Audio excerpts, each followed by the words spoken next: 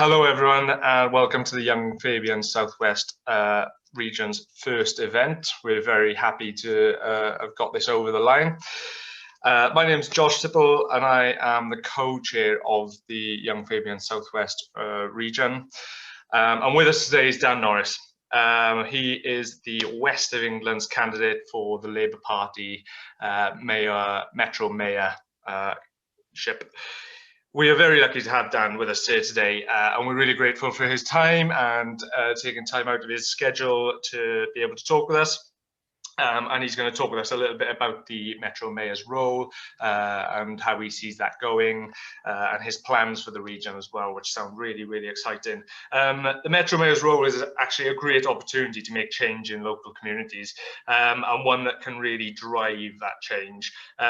It has powers in transport, housing, education and skills, and lots of other things. In the right hands, it can be a really, really transformative role. So we're really excited to have Dan here to talk to us about that. And just in case people aren't aware of this, but Dan is a West Country lad and born to working class parents in a mining family. His roots run deep in the West Country and the area, and he's actually got a lot of experience in the local government in Bristol and South Gloucestershire. Not only that, but he's actually represented Bristol, I think it was Wansdyke in Parliament, which was an old seat. But he also has held posts in local government in Bristol City Council and South Gloucestershire Council. Is that right, Dan? And he's also worked as throughout the area as teacher and a child protection officer as well. So I'm really looking forward to hearing from Dan and what he has to say today, and I hope you are too. And we are taking questions today. Dan's going to talk to us a little bit first and just set out his stall and on his plans, and then we'll take questions after that. Please put the questions in the question and answer box, which should be on the toolbar at the bottom of your screen. The lovely Kate Bowen-Viner is our help today, and she is helping us out and will field any questions and things like that. So pop them in there and Kate will monitor that. And also we will go through as many questions as we can at the end. So without further ado today, please, I'm going to hand over to Dan so he can tell us a little bit about what his plans are and the Metro Mayor's role in the West Country Combined Authority. Over to you, Dan. Thank you very much for that kind introduction, Josh. I really appreciate that. And thank you everyone who's tuning in this evening, as it were, to this meeting of the South West Fabians, Young Fabians. I really appreciate the opportunity to speak to you. Before I do anything, I'm going to introduce you to my dog, Angel, who has taken to sitting on my lap when it suits her, particularly when I do Zoom meetings for some reason. So she may fidget a bit and jump up and down. I hope you don't mind that. Anyway, I want to start by just saying a little bit about where the West of England Metro Mayor area is, because many of you living in the Southwest in general will know that the term West of England and Southwest is sometimes used interchangeably. So just for those who don't know the sort of Bristol area terribly well, the West of England Metro Mayor area is made up of 3 council areas.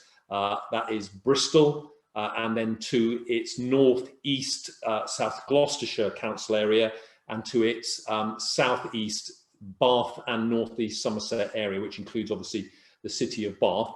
And the whole of those 3 council areas comprise of about 1 million people in population. So it's a large area.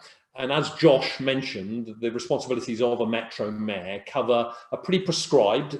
They cover things like transport, planning for housing in particular, but also for major roads, but not minor roads. They also involve, very importantly, skills and training for particularly post-16-year-olds. There's also an awful lot to do with business and investment. There's huge amounts of money to build enterprise zones and various other things. And there's also, behind all that and underpinning all that, is a huge environmental set of responsibilities. Obviously, if you get things like planning, housing, and the public transport, I should have mentioned, which is very important too. If you get those things right, you can have a major and positive impact on the environment, and that is certainly my intention. Now, I came into politics when I was very young. I guess I was about 16, maybe younger, when I started being active in the Labour Party and Labour and trade union movement. And what really motivated me was actually the fact that Margaret Thatcher had become the Tory Prime Minister back then, and she was decimating the communities that I lived in. She was damaging the fabric of society as I saw it, and it motivated me very much to get involved in politics. But the thing that I realised pretty quickly was that although Labour had many of the better ideas, and certainly the ideas that my values sort of spoke to, what we didn't have was power. And what it taught me was that whatever we do, we have to get power if we're going to influence events. Not at any price, but I do think we have to sometimes think about how we can compromise in certain situations. And that's not just my view, that's the view of my very good friend Dennis Skinner, the former MP, which hurts me to say he's a former MP. But when I was in the House of Commons, sitting next to Dennis on the backbenches before I went into government, Dennis would often say to me he supported New Labour because half a loaf was better than none, kid, he would say to me. And we all know exactly what he means, that, you know, Labour was able to introduce things like the minimum wage that Keir Hardie had wanted at the turn of the 1900s or so, that we'd never been able to bring about, not even the transformative 1945 Labour government. And here was a new Labour government bringing in these socialist and strong left-wing principles, as well as doing other things that were important to create wealth and distribute wealth in a compassionate and fair and just way, as well as power too. So I should just briefly say that I have been an MP for a duration of 13 years in total in a seat that Josh mentioned called Wansdyke. Wansdyke is in northeast Somerset, just outside of Bath. It's currently held by Jacob Rees-Mogg. The boundary changes saw me lose and him win because they took a load of Labour voters out and put a load of Tory voters in. So that is my misfortune and the party's misfortune, and the Tories' fortune, unfortunately. And before that, I have been a Bristol City councillor, and my constituency covered South Gloucestershire as well. So I've represented all three council areas for Labour, and I know it very well. I've grown up entirely in that area and worked in all those parts of the west of England in those three council areas. Now, let me tell you why it's really important we win the Metro Mayor election, not just because it will help the people of the west of England and bring about a more socialist society that we all want to see, and a fairer society and a more just society, but actually because winning that seat, that Metro Mayor seat, is hugely important for the Labour Party, because we have to show, if we're serious about getting back to number 10, that we have got influence and can win voters over in the south of the country, in southern England. We also have to show that we can win not just in our urban heartland, which we are doing quite well despite the last general election result. Bristol has, you know, very big majorities for some of the Labour MPs in it. But what we're not doing is getting traction or support in sufficient quantity outside of our urban areas. So in the west of England, key seats like Filton and Bradley Stoke and Kingswood, which has always been a marginal seat, and my former seat of North East Somerset, are not getting the support that they need to the party, and we have to do something about that. So winning the west of England is very important because it will show that Labour is back in business and back on the road to number 10. And interestingly, the Labour Party produced a report, which some of you might have read or heard about, which looked into our general election performance, which, as we all know, wasn't a good one the year before last. And it concluded that in order to have a Labour government, we had to win all seats in England up to and including in marginality Mr. Rees-Mogg's current seat. So winning in the west of England, which includes my old constituency of Wansdyke, or North East Somerset as it's now called, would show that Mr. Rees-Mogg has got the skids under him and Labour is really on course for forming a government. Now, what I just want to say very briefly, because I think I want to be shaped by your questions rather than me talk about a whole range of things that you may not be so interested in, is I'd like to just say quickly that the Metro Mayor role is a unique political role in the sense that it is not like many previous political roles. And What do I mean by that? I think if you look at Andy Burnham, my friend and colleague and former government minister as well, I was a minister in the Department of Environment, as well as a government whip. What he would say is that he has found it very liberating as a politician, because in some ways he can be more skillful and have more flexibility to represent his constituents in Greater Manchester, because what really binds him with all those communities is the locality, and not the sort of strict party politics that you have when you're an MP or a minister, where you have less flexibility to exercise your own judgment and your own thoughts sometimes, for good reason, because that's how our system works, but it is a different role. And I think that although the role is very prescribed, as you heard Josh describe the role about the responsibilities of transport, etc., what I also think comes with it, if it's used properly, and Andy has shown exactly how to do that, is there's a lot of soft power. So you can actually stand up to government, you can set agendas about a whole range of things. So, for example, one of the things I feel very passionately about is the homelessness and isolation that people feel in modern society. I am incensed when I hear the Tories saying that they are setting themselves an objective of ending homelessness in this country in however many years they're saying they're going to do it, because actually, as many of you will no doubt recall, the last Labour government, of which I was proud to be a part, actually eradicated homelessness. The only people who weren't off the streets were people usually with mental health problems, or people who chose genuinely to want to do that. But everybody else had accommodation and didn't need to sleep rough. So that's already been done, and it was only the coalition government of the Conservatives and their friends, the Liberal Democrats, let's not forget that, who brought about these record levels of homelessness that we now see. So I could almost spit when I hear the Tories say that's their pledge and their undertaking, because we've already achieved that, and it was their government that made it as bad as it is now. In fact, record levels of badness in a sense. Anyway, I'm happy to take questions because I would like to be shaped by your questions, if I may, in my responses, because there's so much I could talk about and we don't have forever. So perhaps, Josh, if it's okay, I could take some questions now, please.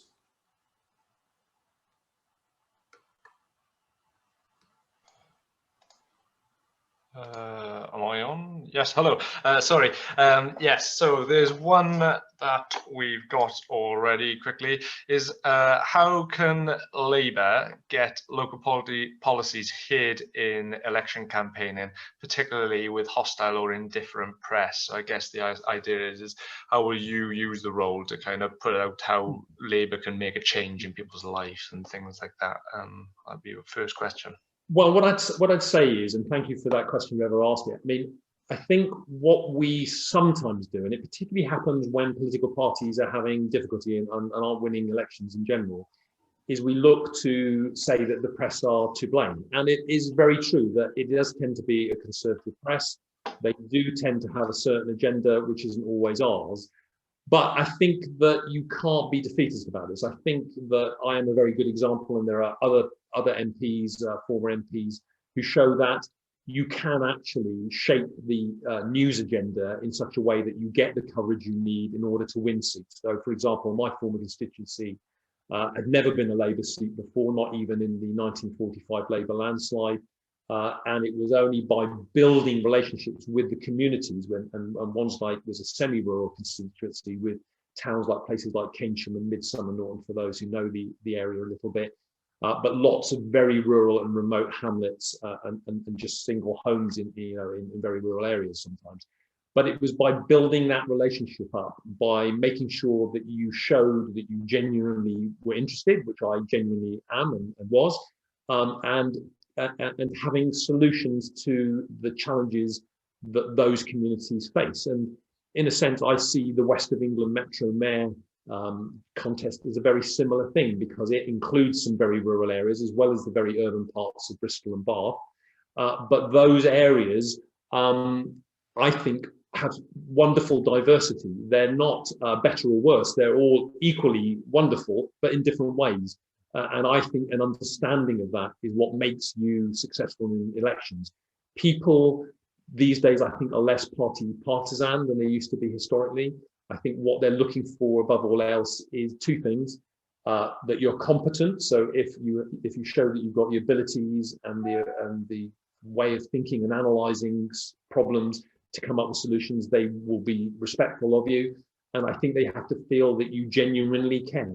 And I think there's no question that Labour Party members and their politicians genuinely care. But I do think that the public have wondered if we're just a party of urban areas only, maybe, or that we are only interested in some areas or some issues and not others. And I think you have to show by the statements you make, by the events you attend, and all the rest of it, that you have a genuine interest. And if you show that you've got a genuine interest and you build that relationship up, you can definitely get the support of communities. That we mustn't be prejudiced about ourselves. We mustn't think that rural areas don't vote Labour.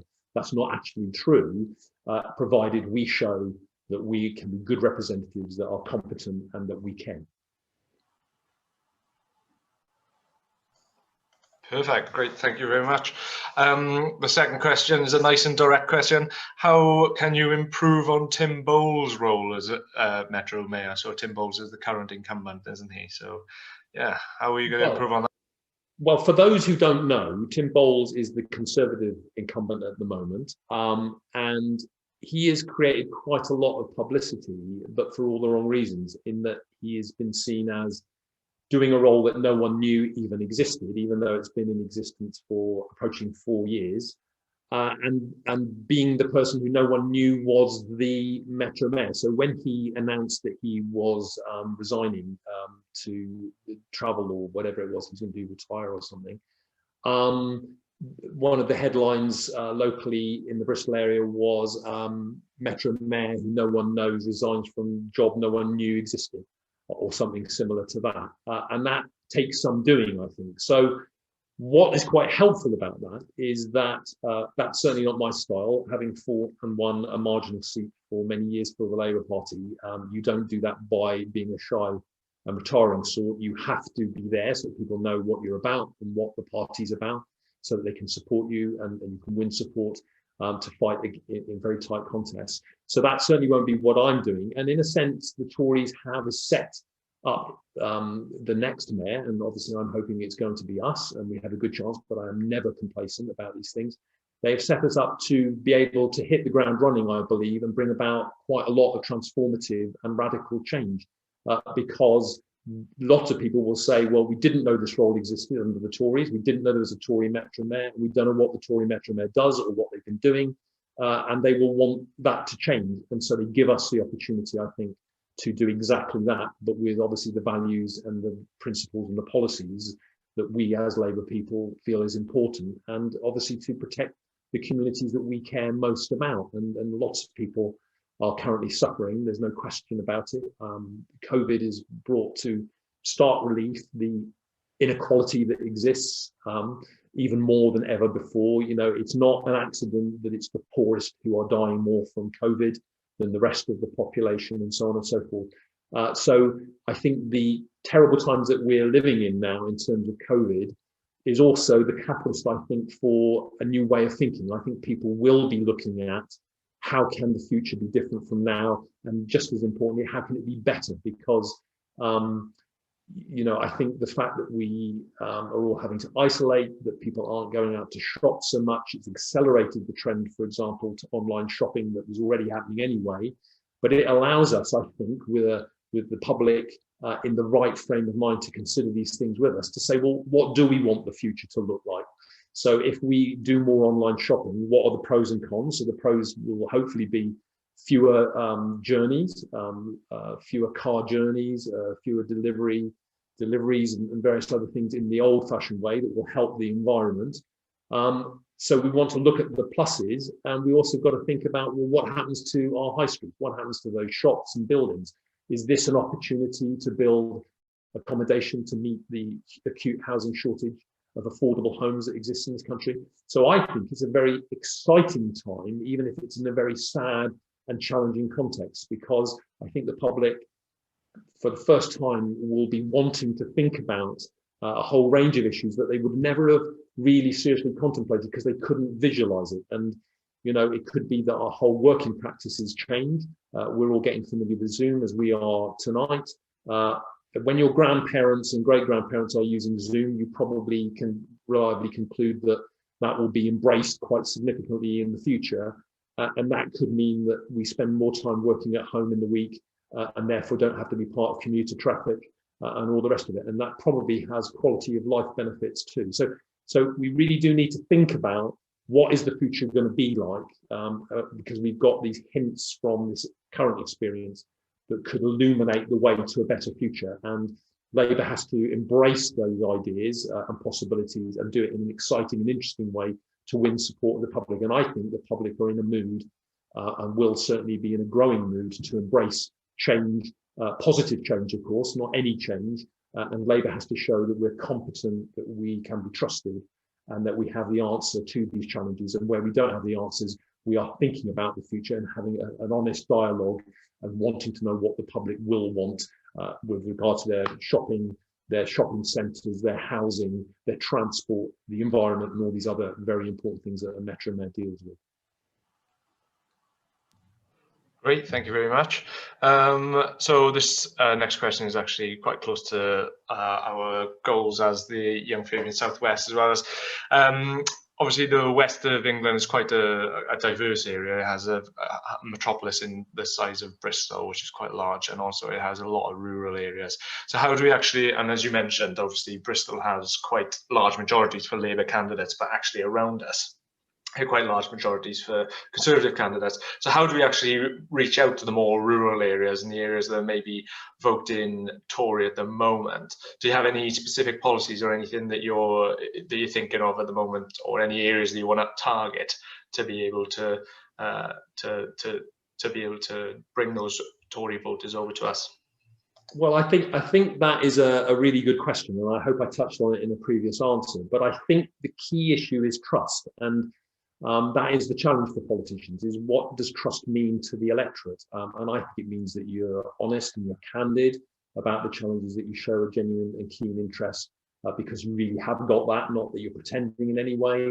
And I think you do that by how you behave and what you say, and you put great thought into those things so that people can fully understand you and your enemies and opponents can't misrepresent you.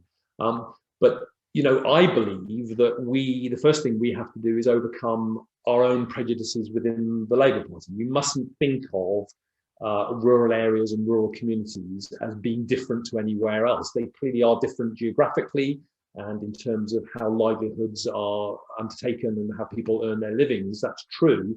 But the values and principles are, I think, very similar wherever you go. It just might be sort of viewed by those communities in a different way. If I talk about socialism in some very remote areas, that might scare them because they're used to reading the Telegraph or the Times. But actually, what I can tell you, having represented some of the rural communities, is that the people are just as good as anywhere else. Their values may use different words, but they're very similar to Labour values in that they want compassion. They don't want to see homelessness, for example. They don't want to see people missing out on opportunities. They want fairness. They want many of the things we do. They just don't define it in the same way as us. And when we show that we have a lot in common, and that trust then builds up with the Labour Party, provided we are listening carefully, we can have big influence. And my view is that the challenge of Labour winning in the future is to genuinely listen, because what the Tories don't do, particularly in rural areas, is listen to the communities there. They take the Conservative vote for granted, and you can see that by some of the plans that they put forward for developing housing, for example, where they are removing the right of local people to have a say in the kind of homes that are in their area and the affordability of them, and putting the power too much in the hands of developers who always want to build executive homes that create the biggest profit rather than affordable homes that meet needs. So, you know, the Tories are their own worst enemy and will be part of their own downfall, but we have to show that we merit it, that we have the credibility and the competence so that people can trust us to make the good decisions that I know we're capable of and will be popular with the electorate. Great. Thank you very much. All sounds good. So we've had another really great question from Chris Sargent in the chat. And Chris asks he says that the Southwest currently has relatively poor infrastructure connecting it to the rest of the country and internationally. Do you have any plans to address this? Is this something that's on your radar at the moment? Well, we got a double challenge, and and I think it's a very exciting challenge, because we have to do two things. We have to make it that there are better and more reliable and affordable communications in the way that the questioner asks, and I think you said it was Chris. So thank you for your question, Chris. You're absolutely right. Rural areas are very isolated, but there's still poor services within urban areas, and we need to think about how we can afford to pay for those, because I've lived in the local area in the west of England, Bristol area, all my life, and there has never really been a great public transport system. I think it has got better in recent years, but it's nowhere near the level and standard that we need. It needs to be reliable and safe, because we need to be able to know it's going to turn up so we can get to work, or go and meet our friends, or do all the things that we want to do, and know that the bus or the train is going to be there. We have to be safe, because there's no good having reliable bus services, for example, if the bus shelter you're waiting in is unilluminated, doesn't say when the bus is arriving, and you don't feel comfortable standing there, so you don't do that, and the bus sails by because no one's there. And you also have to make sure it's genuinely affordable, and by affordable I mean really affordable by all in our community, because it's an equal opportunities thing, really, isn't it? If you can't afford to get around, you are excluded from so many aspects of society. But the cost of providing that system is going to be vast. It's not going to be a small amount, and I think what the current Metro Mayor, the Tory, has not done is he is the only Metro Mayor of the 9, I think, or maybe one other, who hasn't asked for new terms to the devolution, the powers that the Metro Mayor has to be able to do more for things like public transport. He's not asked for more money or to change anything, and that's certainly something that I will be doing. So if you compare the Metro Mayor powers in Manchester with those in the west of England, Andy and his colleagues have negotiated powers over things like the National Health Service and other things, policing, and that means that they can be even more connected and more joined up. And if you do that, then you can have better bus services, getting people to hospitals day and night that they can rely on, so that it's not just wealthier people who can get to the hospital if they have an accident or an emergency that doesn't require an ambulance if it's that severe, obviously. There's all sorts of things that need to happen, and we need to look at other alternatives that will be expensive in the short term, but will pay huge dividends and pay for themselves in the longer term. So it might be a light transit system, it might be a tram system, which many older people living in the west of England talk about, because they have vague recollections of when both Bristol and Bath had a tram system in the past, so that their expectations are raised. In terms of international travel, I think there's a real challenge there, because I do believe that flying does contribute greatly to CO2 emissions. I do think that we have to think about that much more carefully than we have. I do think it's crazy that it is a lot cheaper to travel within the UK under normal circumstances by air between some of our more distant cities and regions than it is to catch a train, which is absolutely nonsensical, and that cannot be allowed to continue in my view. And I think the key to this, to all these transport issues, is to learn from each other's experience, because the other Metro Mayors have done a lot of inventing this wheel and working out what transport works best. And there are lots of examples around the world of what works best. And what Labour needs to do is look at best practice and then have the vision and the passion and the courage to really go for it, because I believe that these things are hugely popular.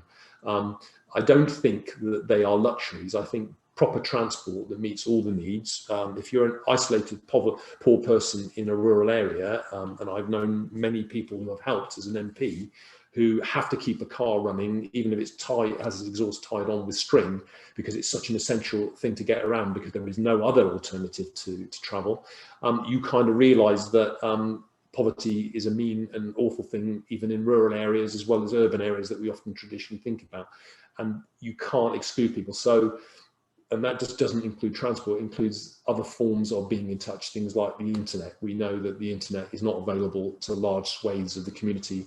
We see IT poverty as well. Lots of our young people haven't got access to computers, and that's obviously critical now while they're all at home, and despite the government's promises to deliver on that, they haven't. So there's a whole range about that. Chris, I'm not sure if I've answered your question fully enough, but please ask another one. I'm sure he will if he needs to.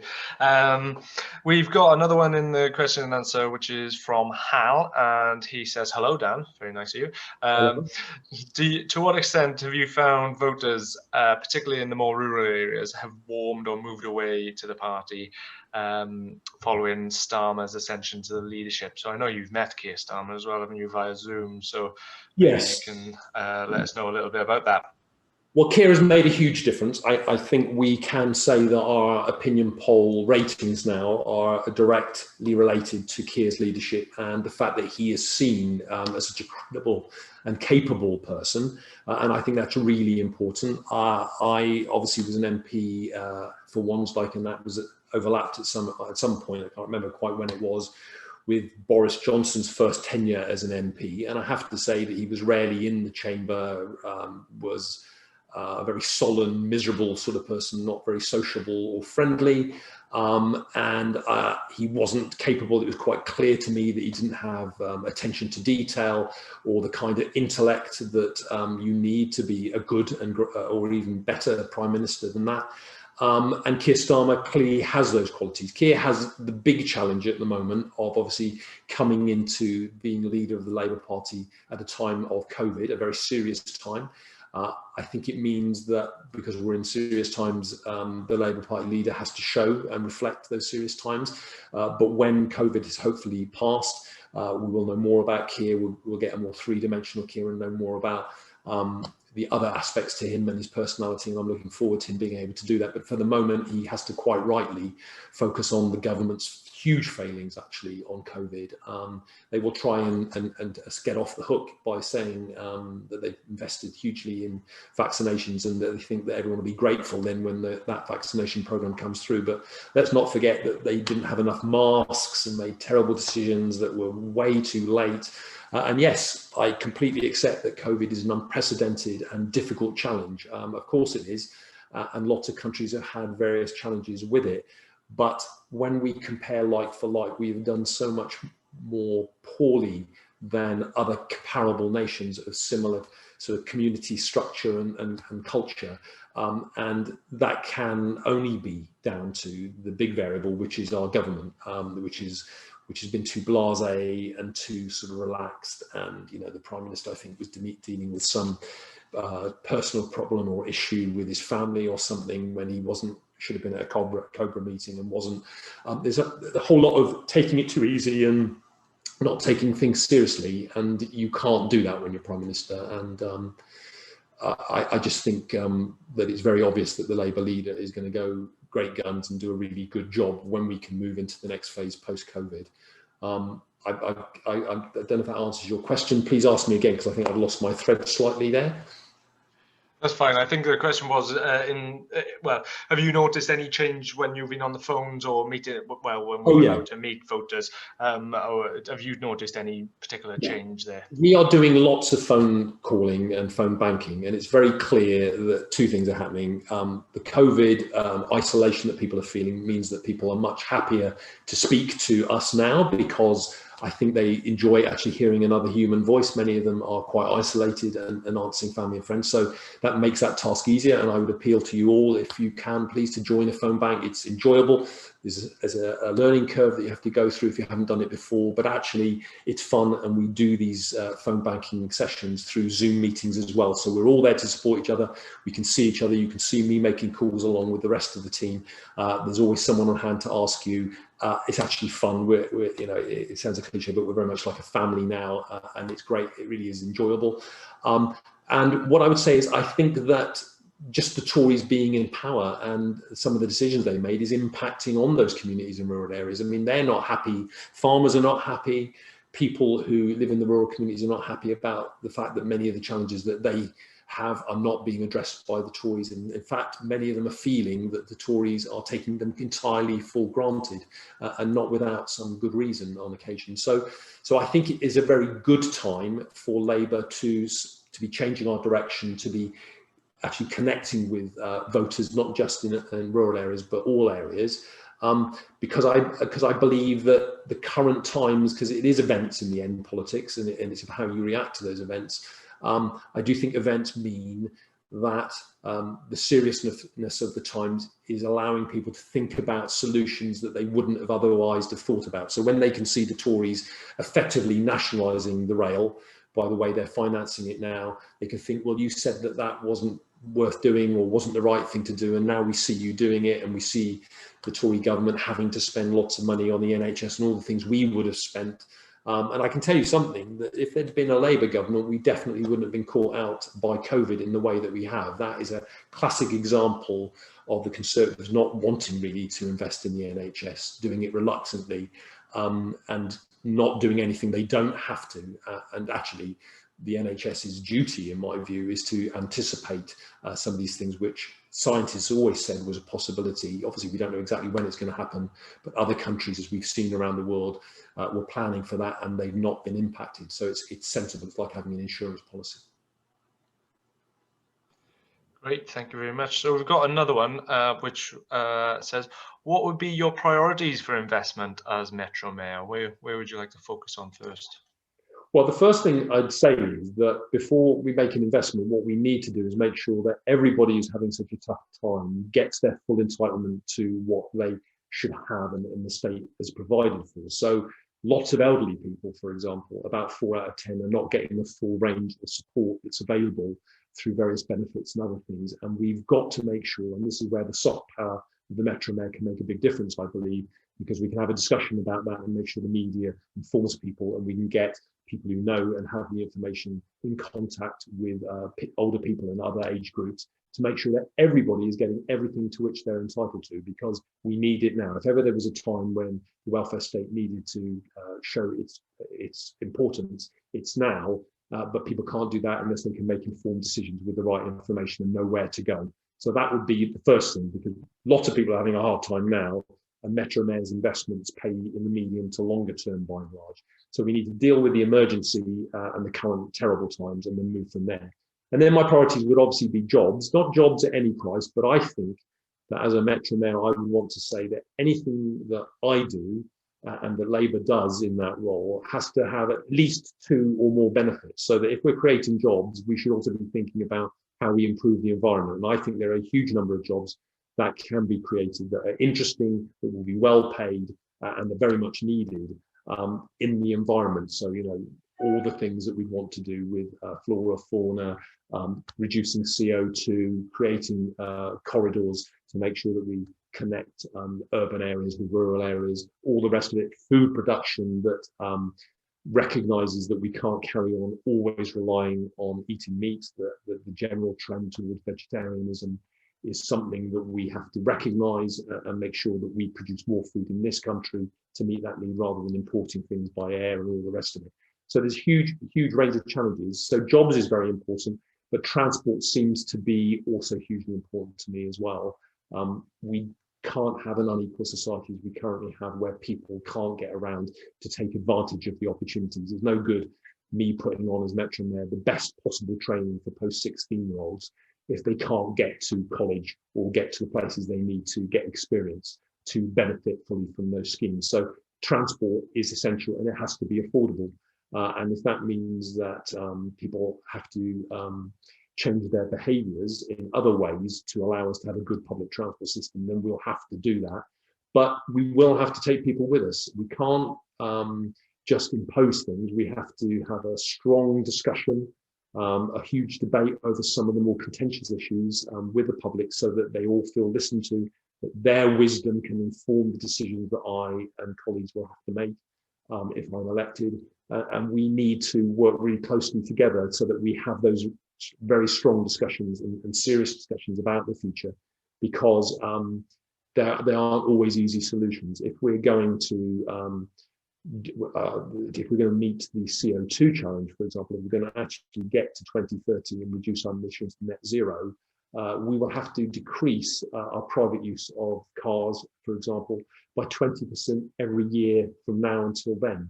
That means changing behaviours with people, you know, thinking about how they can make fewer journeys, whether that's to work or whether they shop or whatever it is.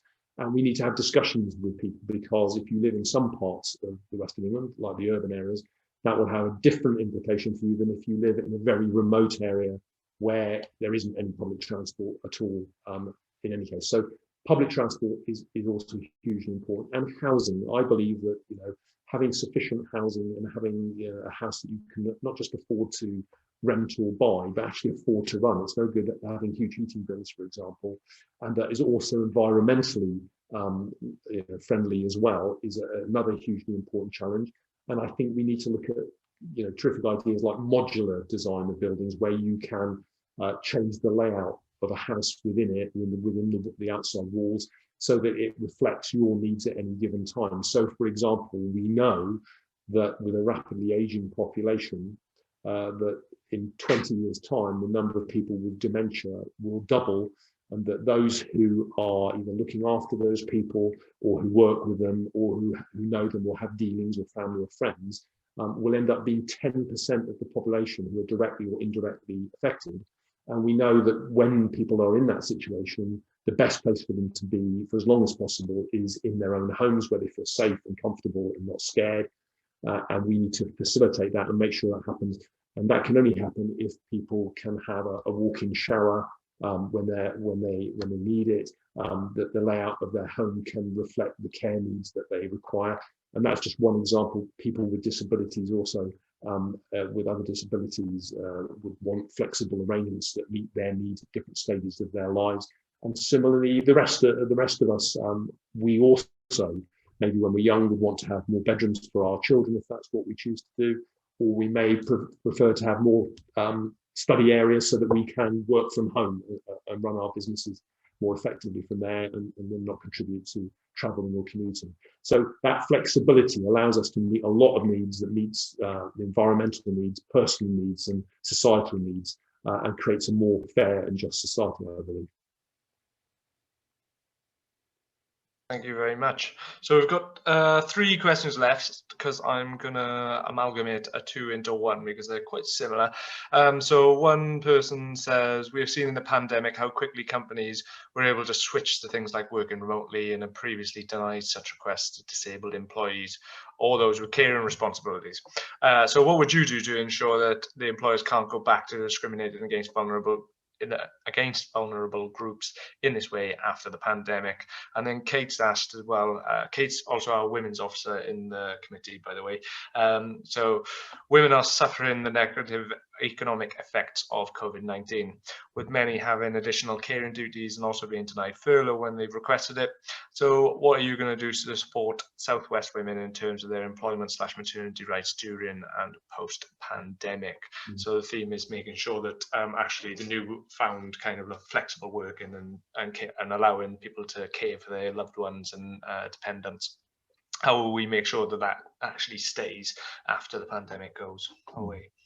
Well, Kate's absolutely right about that, but let's be clear, it was before COVID that women had particular challenges that were unjust and unfair, and the Metro Mayor has a huge deal of direct power, but also soft power, to make sure that employers are being fair, so that there isn't a pay gap for women and men, there isn't a disability pay gap and all the other things. So making sure the law's applied. And I believe that you do that with carrot and stick. You praise companies and make sure that people are aware of good practices and good employers, and you also point the finger towards those employers who are not doing those things. And the government have a scheme that is meant to do exactly that, which points to companies that aren't doing the right thing by their workforce. But the reality is that they tend to let them off the hook, and they don't embarrass those really bad employers in the way that they should. I don't see why they should get protection when they're causing such injustice to huge groups in our society. But I think what could be very exciting about the Metro Mayor is looking at new ways of seeing care, because I see that as a kind of infrastructure thing. That if the Metro Mayor's responsibility and role as it is to promote business and create good quality jobs that are well paid, they need to reflect the whole of society, not just some groups within it. So that means that it does need to be a much more flexible looking way of working. And COVID could ironically help because of the things we've already discussed this evening. I do think that encouraging different ways of working, recognizing that not all people can do 9 to 5 work or want to do that for that matter, that people have different challenges within their life that benefit society. So caring is a hugely important thing. falls disproportionately on women by and large. But it's not just about childcare, it's about elder care as well. There's a whole range of those things. And there's no reason on earth why we can't think of ways that allow people to contribute to in the working world and also have those responsibilities and share them, so that it's not always an onus on women to do certain things, that men can do those things too, and to think of better ways of working for family life. Because I think that working is not an end in itself. It has to be a quality of life issue too. We have to make sure that we have some sense of the importance of being happy and being content and looked after and looking after each other. I think, the old values that many of our socialist founders would have completely understood and recognized the need for solidarity and working together and supporting one another. And we need to remind everybody that that is a hugely important thing. But I think getting trade unions involved is also a very key issue here, because I think the experience of trade unions is very, very important. I think they have a lot of really valuable information, experience and knowledge from their members that could tell us and help us create the kind of structures that I think Kate's question is alluding to, that allows women to fully participate in society and in employment in the way that they should be able to make choices, as well as taking out the responsibilities that they feel are important. Great. So the next one's a bit of a technical one. George asks, I have a question on a more specific policy point. Would you consider a regional land use commission similar to what the current Liverpool Metro Mayor is currently undertaking to look at better use of public land in the west of England and better balancing of nature restoration / food production and socio-economic demands? Well, one of the things that excites me about the Metro Mayor in the west of England, I think it's an exciting role anyway, wherever it is in the country, but I think particularly in the west of England, is that you've got these urban areas of Bristol and Bath, most notably, but you've got significant towns like Keynsham and Chipping-Sodbury, Midsummer Norton, and all the rest of it. But what you've got is these urban areas that are immediately fringed by amazing and beautiful countryside that could be used in wonderful ways for food production and leisure facilities and all the other things that the countryside is not properly being utilised for now, I don't think. And I've often thought that it would be really exciting to be able to take on the challenge really effectively and lead in the whole of the UK, never mind globally, by making sure that the amount or the distance that food has to travel from where it's created to where it's consumed is as short as possible. And Bristol and Bath are perfectly placed within the west of England to allow that to happen, creating better quality food, I would argue, and more environmentally friendly produced food to be consumed by the centres of population, but also creating great opportunities for work and leisure outside as well. And of course, people, as we're now realising through lockdown, need to have a whole range of leisure activities and experiences that are not just in the city areas, but to get out and about and move. And I think the sooner after all, it's a kind of socialist idea really, as soon as we recognise our interconnectivity and our inter-reliance on one another, the sooner we'll have a better society for all of us, whether that's rural, urban, or something in between like market towns. So I think that is very, very important. But I do think the Metro Mayor can, working with the other Metro Mayors and learning from their experience, bring about a lot of positive and important changes. I would really, really, really like to see an improvement in the biodiversity that there is at the moment. I mean, I used to be an environment minister, had responsibility for some key responsibilities to try and protect the environment, like, what pesticides should be used and what is nanotechnology a good thing, and all those sort of challenges. And it's quite clear to me that some pesticides have wreaked havoc, and we see that bee populations and other insects and other pollinators have been very damaged. And that can't continue, because if we're going to have really effective food production, that does need pollination to be much higher priority. And that means that we have to look really carefully at the use of certain kinds of pesticides, which are really deadly to those animals.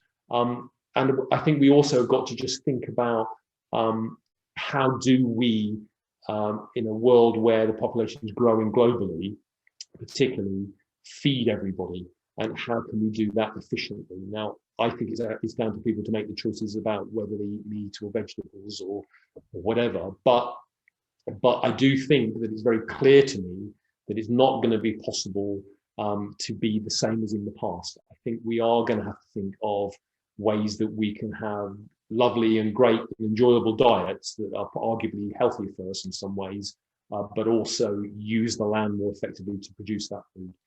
Because there's no doubt that where you introduce animals for meat, to be eaten as meat, that's not the most efficient way. So I suspect that that's going to see a continued trend towards us eating more fruit and veg. And we must be thinking ahead, because I think it's a good thing. It gives people choice, but it's also an environmentally friendly thing because it's not so damaging to the environment. And as many of you, I'm sure, will know that the methane produced by cattle, for example, CO2, it's not widely understood that thing. So if we're serious about contributing CO2 emissions and damaging and not damaging the environment, we have to think about those things as well, because there is a cost to the planet from the way we produce food at the moment. And I think the West of England could be a beacon in the UK and lead from the very front in a way that we haven't seen anywhere else yet in the country to a sufficient extent, and I believe even globally. So I'm quite excited by this sort of urban centres of Bristol and Bath, surrounded by this immediate countryside that can be very productive, and also improve our well-being and our health too. Wow, that's wonderful. That's a really good question to end on, I think. And I think, Dan, you said everything that we would like to hear at the moment. So that's thank you very much. So I hope everyone has enjoyed having Dan here as much as I have. It's been really great to hear him talk with such passion about the West of England's Metro Mayorship, and I really, really hope he does well in the upcoming contest. I certainly will be doing some phone banking. I've done my dialogue training last weekend, so I'll be on the phone bank soon on Zoom and calling some people over in West of England to get them out and voting for Dan, and I hope some of you will join us in that as well. Well, thank you very much, Dan. It's been an absolute pleasure to talk to you, and hopefully we'll hear from you in the future again.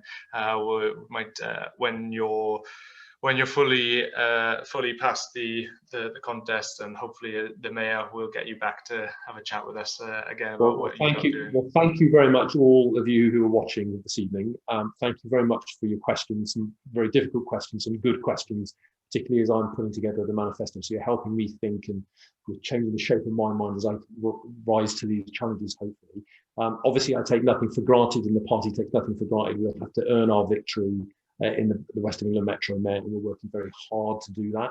I do ask you please to join us. Please go on my website, which is votedan.uk, to get more information about how you can help and what way you can contribute and get involved. We're having a lot of fun. It really is an enjoyable experience. I know it doesn't always seem that way when you think about it, but it really is, and it can make a real difference. And I hope you'll be part of history, hopefully, in showing that we've turned a corner and we're heading for not just the West of England Metro Mayor victory, I hope, but also on our way to number 10 and increasing our very important councillors in this area and across the country. So thank you very much, Josh. Thank you, Kate, too, for your very tough questions as well, Kate. Really appreciated, and lovely to see you all and hear you all. And please keep in touch. Take care. Perfect. Thank you very much. Take care to you too. Thank you very much, everyone, and we'll see you soon. Bye-bye. Bye-bye.